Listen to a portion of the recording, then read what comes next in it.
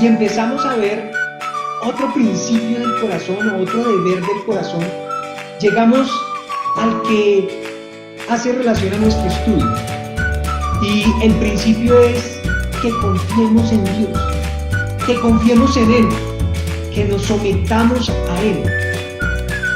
Pero, ¿de qué confianza estamos hablando aquí en este deber del corazón? ¿De qué confianza? ¿Cómo es el concepto de confianza que tú tienes en este momento? ¿Crees que tu confianza en Dios es verdadera?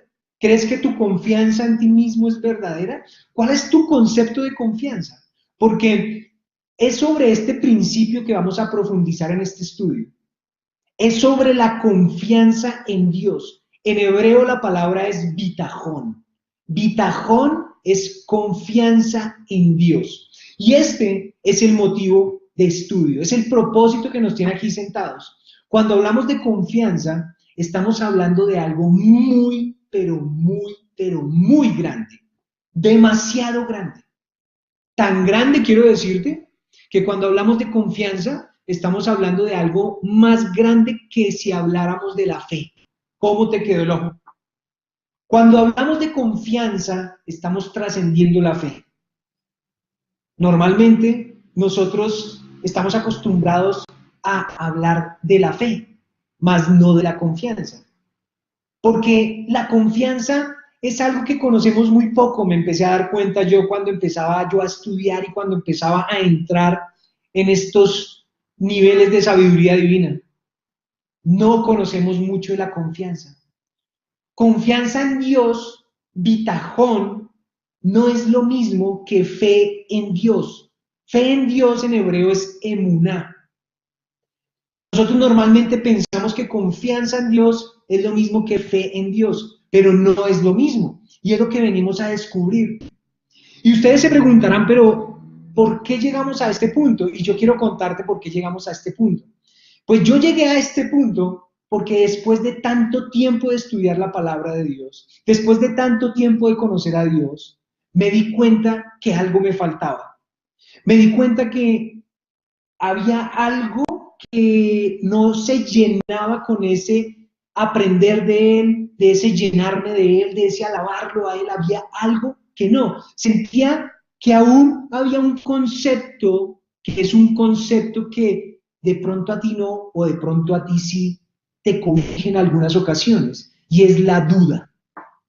Sentía que aún había duda en mí, había duda en mi vida. Y al reflexionar y al pensar, Señor, ¿por qué todavía tengo duda en mi vida? Si yo creo en ti, si yo sé que tú eres el Dios, si yo voy a la iglesia, si yo leo la palabra, si yo oro, ¿por qué viene ese sentimiento de duda en mí en ciertas situaciones? Y a partir de eso empiezo a llegar a un análisis, porque fue como una revelación, y es decir, para mí un indicador de duda es que me faltaba confianza en Dios. ¿Y cuáles son indicadores de duda? Porque es que a veces la duda se camufla de muchas cosas. Y nosotros en algún momento estudiamos respecto al tema, por ejemplo, económico, y llegamos a un concepto que era la escasez y la abundancia. Y para que entendamos este concepto de duda, te voy a comentar lo que me pasaba a mí. Porque empecé a entender que un indicador de la duda que habitaba en mí era el pensamiento de escasez que en ocasiones llegaba a mi mente. Pensamiento de escasez. ¿Tú qué crees que tienes? ¿Un pensamiento de escasez o un pensamiento de abundancia? Porque esto marca la diferencia. Y aquí empezamos a entender un principio de por qué llegamos a esto de la confianza en Dios. Cuando tenemos un pensamiento de escasez, Free era como una alerta para mí de decir, Uber, tienes duda.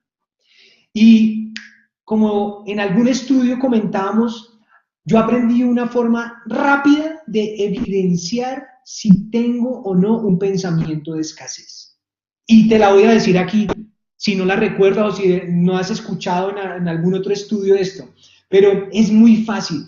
Imagínate que te llaman los compañeros de graduación del colegio y van a cumplir 10 años de que se graduaron del colegio, o 5 años, o 2 años, o 1 año, no sé cuánto tiempo hace que tú te has graduado del colegio, pero te llaman, hola Carlos, hola Pedro, hola César, hola Felipe. Bueno, queremos celebrar estos años de que nos graduamos del colegio, ¿cómo estás? Y mira, y queremos hacerlo ahorita, en 3 meses, a final de año. Y pues, ¿sabes una cosa? Lo que hemos pensado aquí es que nos queremos hacer un súper celebración, y para esa súper celebración queremos irnos a Cancún un fin de semana al mejor hotel 5 estrellas con nuestras familias, a pasarla bien rico y hacer una super fiesta, todos allá reunidos. ¿Cómo te parece? Entonces, ¿qué? ¿Te aplico? ¿Te apunto? ¿Vamos o todo? ¿Y qué se te viene si te llega esa propuesta de una vez, de una llamada de un amigo? ¿Qué se te viene a la cabeza como primera medida? ¿Qué es lo que viene a ti? ¿Cuál es ese pensamiento que te atormenta? ¿Qué fue el automático que pensaste en ese momento? Uy, no, está loco, ¿con qué plata? ¿Y con qué tiempo? No, pero pues tendrá mucha. No, pero lo primero que se te vino fue el obstáculo, la imposibilidad. ¿Sí o no? Si eso fue así, tienes un pensamiento de escasez.